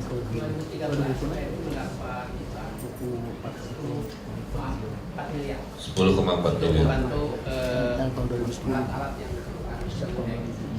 Itu ada kenaikan dari tahun lalu. Kenaikan tahun lalu cuma 1,5 miliar. Oh, kenaikan lumayan. Mohon, mungkin tinggal sangat penting di proposal. Terus gini ya, Bapak-bapak, Ibu-ibu. Saya selalu bilang membangun kota ini tidak melulu urusan APBD. Ada 5 sumber dana yang saya nanti jadi wali kota akan saya kejar. Pertama memang APBD sendiri. APBD Bandung itu sekitar 4,5 ya. 4,5 dengan pendapatan aslinya 1 triliun sekian. Nah, ini saya akan menggenjot urusan perpajakan yang bocor-bocor ini untuk bisa menaikkan mendekati maksimal. Kedua, ternyata ada dana provinsi yang juga. Jadi kalau provinsi itu dia ada proporsi dari anggaran APBD provinsi, ada hak kota Bandung yang jumlahnya paling besar sebagai ibu kota Jawa Barat. Selama ini oleh wali kota yang lama, dana provinsi ini kurang terakses. Jadinya Stadion Persib sebagian, tapi saya akan minta untuk urusan yang hakiki dulu ya. Yang ketiga adalah dana dari pusat. Ini juga banyak kementerian-kementerian yang curhat program tidak turun karena urusannya hanya masalah komunikasi antara pemimpin kota dengan kementerian. Yang keempatnya adalah lembaga asing ya. Yang kelima, nah ini yang menarik, itu adalah dana CSR. CSR ini sebuah sumber dana yang sampai saat ini belum terkonsep. Saya datang ke warga, semua curhat, ujung-ujungnya minta kesejahteraan, minta uang, minta ini dan seterusnya dengan alasan yang masuk akal. Saya ngobrol ke PT Telkom, uangnya banyak tersisa. Ngobrol ke Forum CSR Bandung, uangnya banyak tersisa. Saya ngobrol ke Bank Mandiri, dari 400 miliar CSR juga ada tersisa. Saya tanya kenapa tersisa, nggak ada proposal masuk. Kami nggak punya ide, kami nggak bisa turun kalau nggak ada proposal. Sehingga dari kesimpulan itu, saya akan bikin namanya Forum Pemuda Pembuat Proposal, apalah namanya. Itu tugasnya paling mulia. Kerjanya bikin template, membantu, nanti di level RW nanti ya, membantu warga-warga yang punya kebutuhan dan bisa berkomunikasi ya. Karena dengan dia punya kebutuhan, si relawan ini nanti ini menuliskan, akhirnya jadi sebuah proposal. Proposal itulah yang nanti saya bawa ke sebuah hub yang akan saya bikin, di mana Pemkot itu hanya sebagai portal dari yang punya kebutuhan, tangan di bawah dengan yang memberi. Sehingga tidak ada lagi jatah sisa 2 miliar di Forum CSR Bandung, puluhan miliar dari Telkom yang tidak turun karena tidak ada proposal, karena aturannya begitu. Nah, jadi pada saat nanti APBD tidak cukup, jangan patah semangat. Saya butuh proposalnya dalam sebuah format yang kita bikin sistemnya. Jadi kalau tadi PMI kurang sekian, dari kita kan sudah 9 miliar, mungkin kurangnya tambah 1M. Nah 1M-nya kan saya bisa cari dari sumber kedua, sumber ketiga, keempat, atau kelima. Jadi saya melihat isu uang ini ternyata bukan yang terlalu hakiki justru. Ternyata masalah komunikasi, kekompakan membuat. Nah saya ingin jadi pemimpin kota yang menjadi simpul itu ya. Jadi masalah seminar juga saya bisa cari, mungkin tidak harus selalu dari APBD. Saya kira itu spiritnya. Ibu Titi cocok jadi MC Bu. Kalau sama ya tentang kesejahteraan, jadi saya akan cek dulu ya. Kalau saya sekarang sederhana Bu ya, saya tidak mencari nafkah dari wali kota, insya Allah alhamdulillah. Jadi kalau uangnya ada, kenapa tidak kembali ke masyarakat, itu filosofinya begitu. Jadi pada saat saya cek ternyata ada, nanti uang pajak ternyata bisa saya naikkan, terus uangnya kemana ya? Ke hal-hal yang dicurhatkan gitu. Supaya kalau kita tahun depan ketemu, tidak ada curhatan yang sifatnya kesejahteraan lagi ya. Nah masalah cuti itu peraturan dari level kota tuh hanya 40 hari nasional ya. Saya cek dulu Bu ya, apakah level kota bisa intervensi nambah kewenangannya. Kalau memang bisa, kenapa tidak? Kalau tidak, ini masalah kajian yang akan saya coba lakukan. Pak Iman dari Thalassemia, saya kira yang dari Pemkot sudah ada bantuan ya, memang? Sudah, kemarin ada dana hibah, tapi untuk gerakan preventif. Preventif.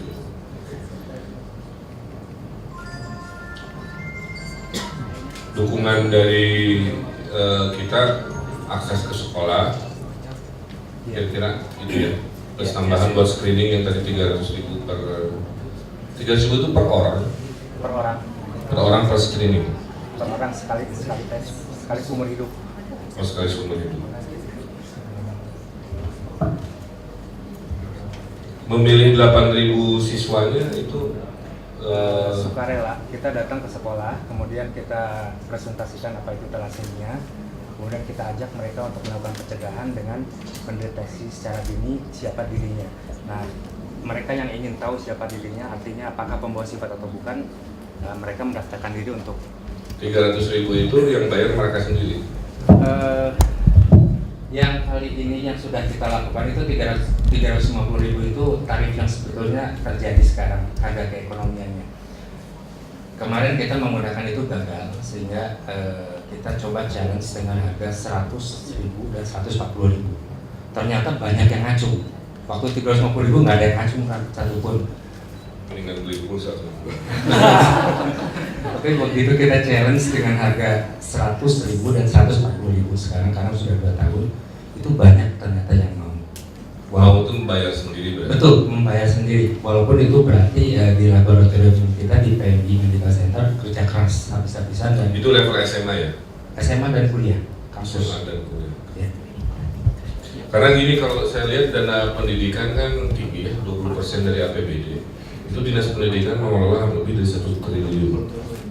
Nah, saya juga akan menitipkan beberapa program yang non pendidikan, tapi karena objeknya siswa, jadi nggak masuk ke dinas kesehatan, mungkin dimasukkan dinas pendidikan. Saya kayak punya konsep mau bikin bis sekolah gratis, ya biar ngurangin macet.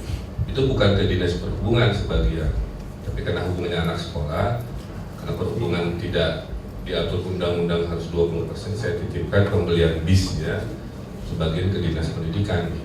Jadi saya coba hitung ya, kalau memang di angka 20% APBD bisa dimasukkan, kenapa tidak ada forum seperti itu?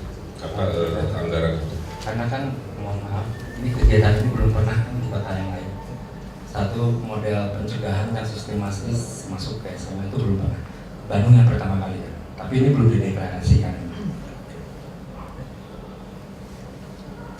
Karena yang saya tahu jumlah siswa SMA kan 20-an sekian ribu kalau misalnya. 16 ke mendekati 20 ya. Kelas 3 itu hampir 16 ribuan. Kelas 3 SMA. Kelas 3 SMA saja dan SMK.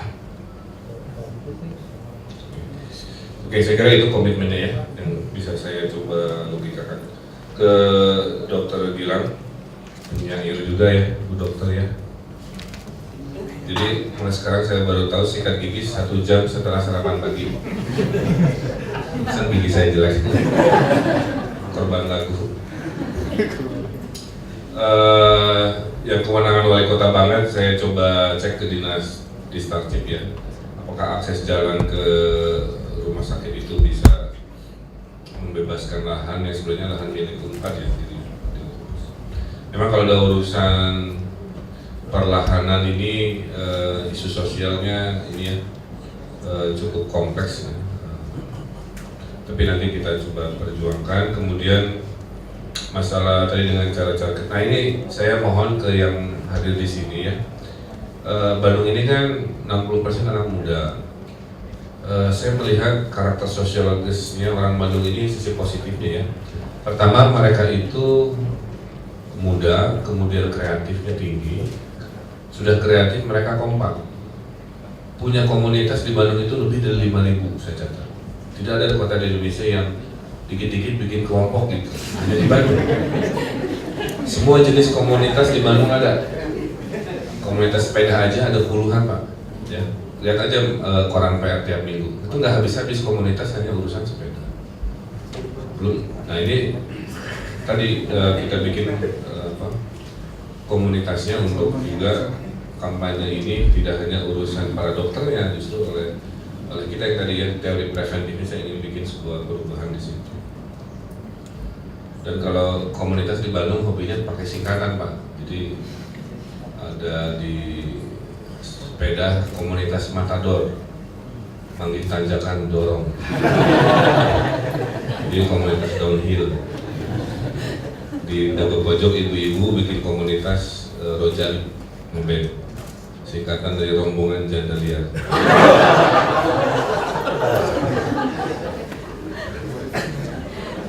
Jadi pedulinya ada, bodorna kayak kudu ayam gitu. Ya, nah ini saya akan bikin gini. Bandung ini akan saya bawa menjadi Bandung kota desain, Bandung kota musik, Bandung kota seni juga lah ya, hal-hal seperti itu. Jadi nanti akan ada dalam 5 tahun patung-patung seni juga di taman-taman, di perempatan. Nah, mungkin nanti satu dari sekian patungnya temanya kesehatan. Tadi dari dokter gigi ya sudah menyampaikan, mungkin nanti ada dari yang lain. Poin saya adalah tolong kampanyekan kesehatan ini dengan cara-cara baru. Cara-cara baru itu menggunakan sosial media, Twitter, Facebook, menggunakan YouTube tadi dunia zaman sekarang, menggunakan bikin patung, bikin apa dan seterusnya. Saya waktu kampanye bikin perpustakaan keliling pakai gerobak kayak kaki lima ya, tapi didesain lucu Pak. Itu responnya luar biasa. Sambil happy saya itu sedih karena anak-anak di kampung yang padat yang gang sempit itu sampai mau berantem rebutan buku untuk dibaca. Bukunya sumbangan Mizan, gerobaknya sumbangan anak Unpar. Berarti selama ini di kampung padat itu jarang baca buku. Dan orang tuanya jarang baca koran. Mereka hanya mengkonsumsi TV, yang dikonsumsi hiburan.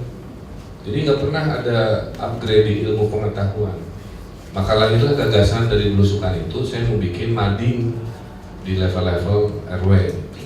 Tapi madingnya nanti mau dibikin kreatif. Madingnya berbentuk tempat duduk, jadi bisa duduk, bisa ada touchscreen kalau mau baca Detikcom atau Kompas.com sambil yang manualnya koran PR tiap hari. Ini jadi banyak inspirasi-inspirasi yang lahir waktu kampanye yang memang ternyata tersembunyilah permasalahan-permasalahan itu. Jadi poinnya kesehatan juga, mari kita kampanyekan ke masyarakat dengan cara-cara yang kreatif.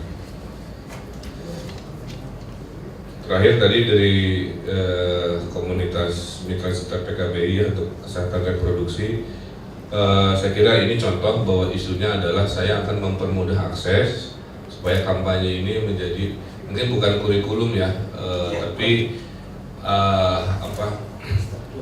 ya diwajibkan aja. Jadi yang akan saya wajibkan itu salah satunya bela negara ya. Bela negara ini penting. Anak-anak SMA sekarang banyak yang nggak hafal Pancasila, gitu. Agak menyedihkan. Jadi Indonesia Raya juga kadang-kadang terputus gitu. Jadi nggak boleh. Ini zaman sedang transisi bahaya. Nah hal-hal begitu nanti bagian kesehatan nggak ada salahnya nanti kita lakukan. Saya punya kewenangan untuk mewajibkan itu. Saya kira justru nanti pada saat sudah diwajibkan timnya juga harus siap ya berkeliling. Karena usia SMA kan itu ya jatuh cinta pertama biasanya di usia SMA. Dan kalau lihat HIV ranking 1 juga agak was-was karena saya lihat kos-kosan juga sekarang campur-campur. Mertua saya ibu kos, galaknya luar biasa, jam 10 harus pulang. Karena ibu mertua saya galak, tapi mungkin ibu kos yang lain nggak galak gitu kan, sehingga pergaulan bebas dan lain sebagainya, sehingga regulasi kos-kosan juga nanti akan saya perketat ya. Karena di situ juga sumber bahayanya, karena Bandung kota pendidikan, kos-kosannya luar biasa banget. Saya kira mungkin tanggapannya itu untuk sesi ini. Saya persilakan perwakilannya dari Puskesmas Kota Bandung. Mungkin kalau yang pokok atau kita sebut dengan basic itu hanya 6. 6 itu dari promosi kesehatan, pelayanan gizi masyarakat, kesehatan ibu dan anak, kesehatan lingkungan, pelayanan poli, yang pelayanan kesehatan langsung, dan pencegahan penyakit menular termasuk imunisasi. Yang sering disorot itu hanya 1 itu dari 6. Tetapi ada upaya kesehatan pengembangan yang jauh lebih banyak dari kesehatan wajibnya. Bisa sampai 12, bisa sampai 14. Ada UKS, ada upaya kesehatan sekolah, upaya kesehatan gigi sekolah, ada lansia, HIV, infeksi menular seksual, ada kesehatan jiwa dan sebagainya. Jadi di Puskesmas bisa sampai 18 program yang harus dipegang. Ya, tenaganya ya tetap segitu itu juga. Tetapi yang sering jadi sorotan itu yang upaya kesehatan perorangan atau langsung. Upaya kesehatan masyarakatnya sering luput dari mungkin pemangku kebijakan atau juga dari masyarakat, sehingga keluhan-keluhan yang sering masuk terhadap pelayanan Puskesmas itu adalah upaya kesehatan langsungnya atau perorangannya. Padahal sudah sekian banyak. Sebagai contoh saja, kalau misalnya Pindad ini menemukan 1 kasus filariasis, dicari tuh wilayah kerjanya, misalnya di Ibrahim Haji, siap-siap kita jadi vampir. Kita akan melakukan survei pada malam hari jam 11 sampai subuh, mengerahkan seluruh tenaga Puskesmas. Seperti itulah kerja Puskesmas, bukan hanya jam 7.4 masuk, jam 2 pulang. Jadi terus karena kita bekerjanya berbasis wilayah, mungkin agak beda dengan rumah sakit, klinik dan sebagainya.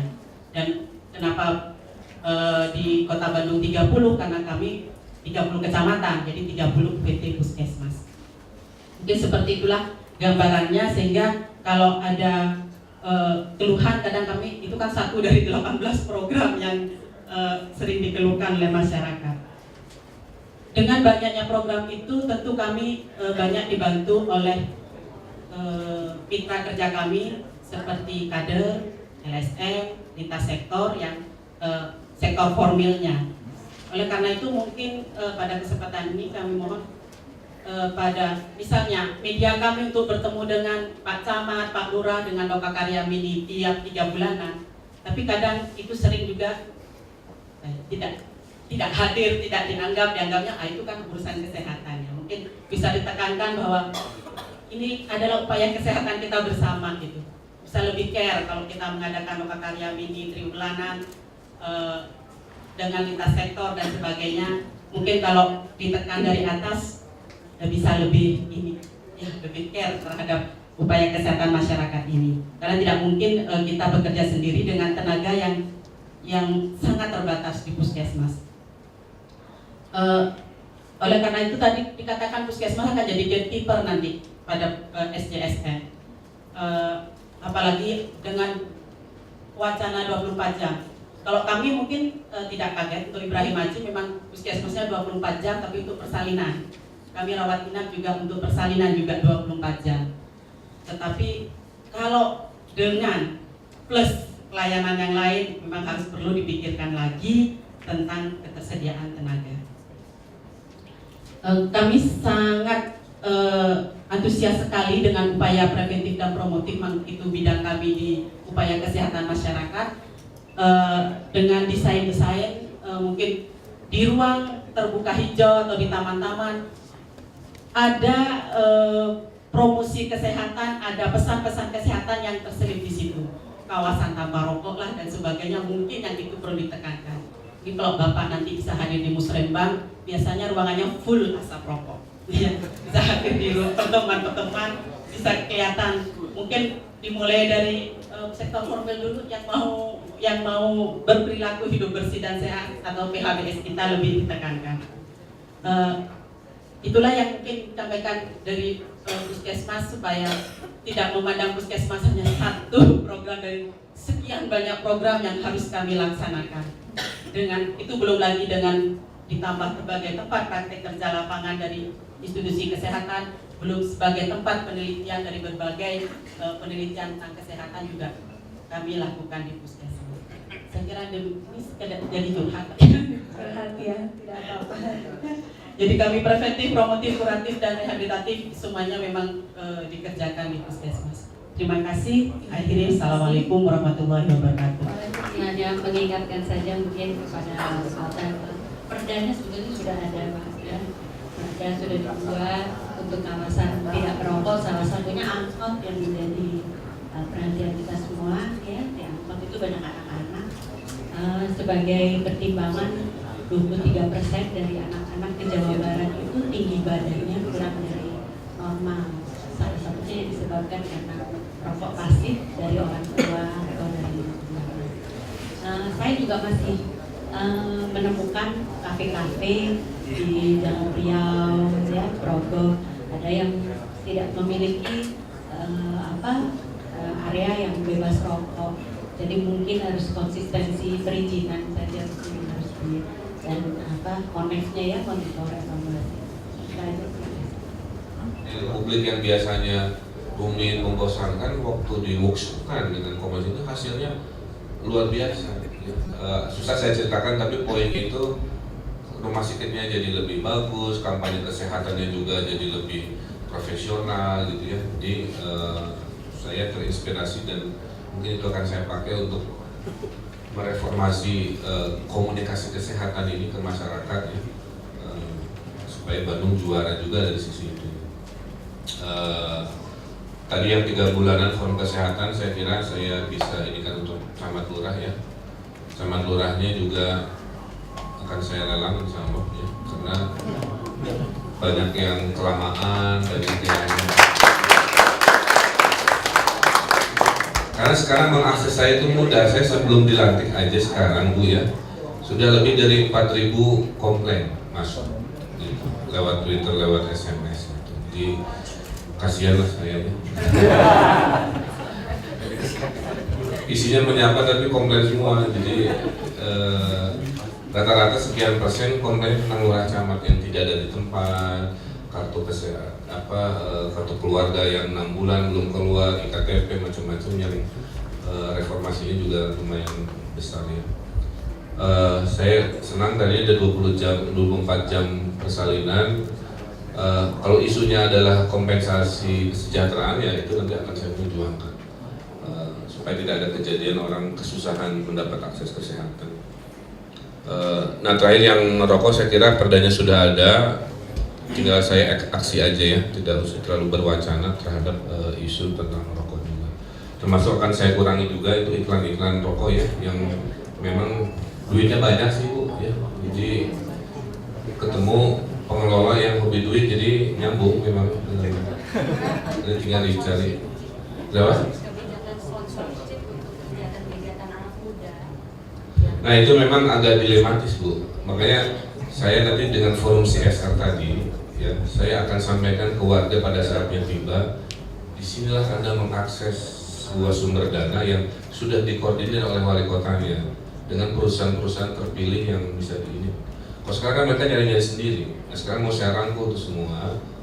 Kemarin saya baru launching forum BUMN Peduli Bandung Juara, pindah gabung salah satunya. Jadi semua BUMN akan ngumpul sesama habitatnya, terus akan bikin program-program untuk Bandung dengan dana CSR-nya.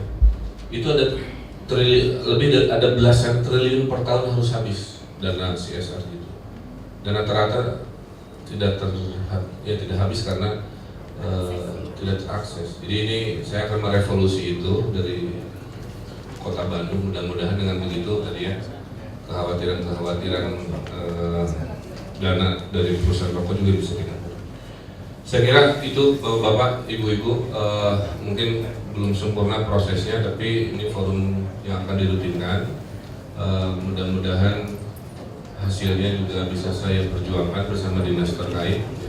Mudah-mudahan juga saya mohon doanya saja, doanya 2. Tolong saya diberi doa untuk kesehatan ya selama 5 tahun, jangan masuk rumah sakit urusan sakit ya. Yang kedua diberi kesabaran, karena orang Bandung sekarang pemarah Pak, stresnya kayak 600.000 stres. Jadi gampang marah, gampang galak dan seterusnya, empati juga mulai hilang. Ini PR besar ya, di bangsa dan kota ini. Kira-kira itu saja. Billahi taufiq wal hidayah. Wassalamualaikum warahmatullahi wabarakatuh.